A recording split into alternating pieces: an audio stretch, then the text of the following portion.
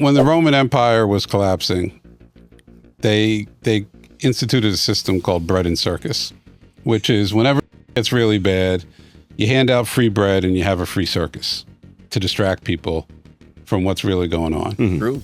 Literally, that's what they called it, bread and circus. The UFC fight was the circus. They haven't handed out the bread yet, but that was literally the circus. Like, we're going to build a circus right here on the lawn of the White House to distract you from that. This from the Brilliant Idiots podcast is going viral after the following debacle took place. Look at that face. I mean, if they were to draw a caricature of somebody living their absolute best life next to the president at the White House, watching an 11 fighter jet fly over as Zach Brown is singing the national anthem. 90,000 people are in a park across the street. Was this the greatest moment outside of obviously family? Is this the greatest moment of your life? And in this moment, what is going through your mind that made you react this way? Yeah, before this, the biggest, thing in my career had been going through COVID. This is by far and away, it was really something special. With Charlemagne and Co., the Brilliant Idiots podcast, I don't know if I fully agree with this. Why does your audience seem to like the former president so much? Well, the thing is with our fan base and our fighters, we're all very aligned in life and everything else. Trump is a confidant of UFC boss Dana White, who has even said, "Say what you want about him. The guy saw this thing coming, was into it, and gave us our first shot, and you'll never hear me say anything bad about Trump." I look at UFC Freedom 250, and first I think about the president himself. From Forbes, UFC Freedom 250 was staged by TKO Group Holdings, the parent of the Ultimate Fighting Championship, and one of the many publicly traded companies in which the President of the United States holds stock.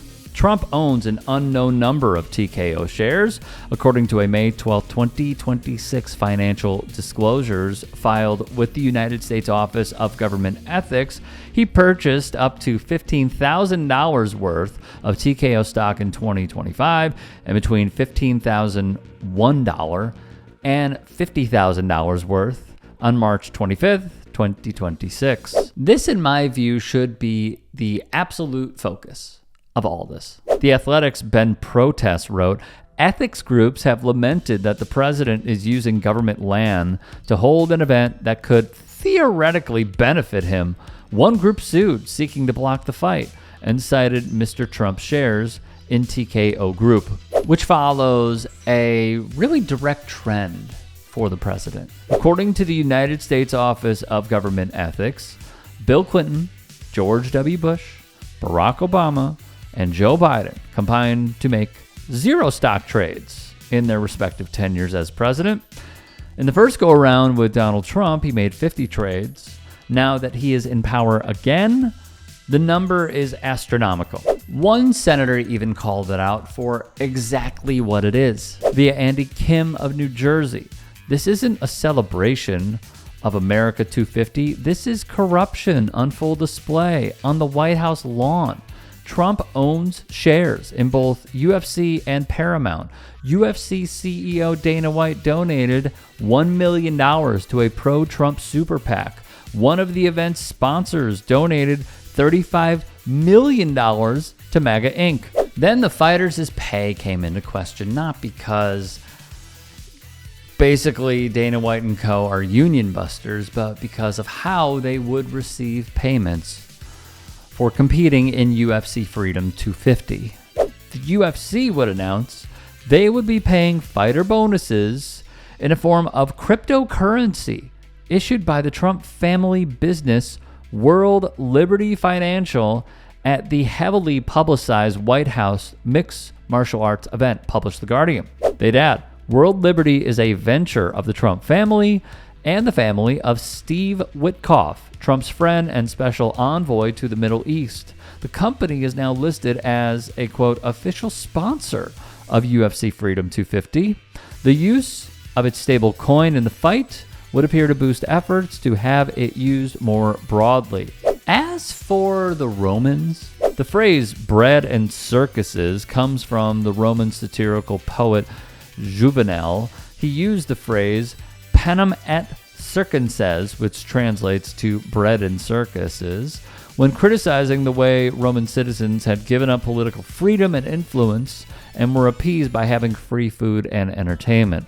Roman emperors at the time were known to give free grain to citizens and to provide public entertainment known as games or circuses, including things like chariot races and gladiator matches. So, I want to make it abundantly clear. When I see someone like the President of the United States, the highest office in the land, the leader of the free world, and I see him directly propping up things that he is invested in, not mentally, of course, but with his own cashish, that is when I, along with you and many others, should be saying, wait, what gives? Why is he doing this? He is trying to directly benefit, once more, from the spectacle that he is putting on. He wanted this. He called this like a year ago. We covered it. And some of the fighters were even asked about it. They're like, I don't want to do that. I don't want to go compete. I think one fighter even said it's like a Hunger Games style format of like how they would be competing. Fine.